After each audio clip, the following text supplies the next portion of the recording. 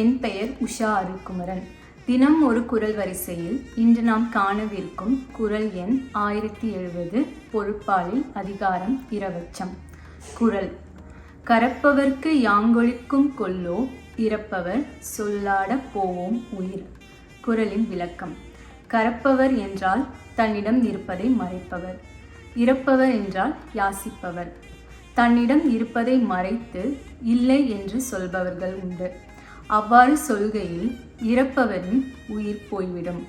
அப்படி இருக்க தன்னிடம் இருப்பதை மறைத்து இல்லை என்று சொல்பவர்களின் உயிர் மட்டும் அவர்களின் உடலிலிருந்து எங்கே போய் ஒளிந்து கொள்ளுமோ என்று திருவள்ளுவர் இறப்பவரின் நிலைக்கு வருந்தி கூறியுள்ளார்.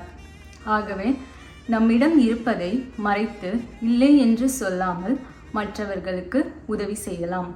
மீண்டும் குறள்: கரப்பவர்க்கு யாங்கொழிக்கும் கொல்லோ, இறப்பவர் சொல்லாட போவோம் உயிர். நன்றி, வணக்கம்.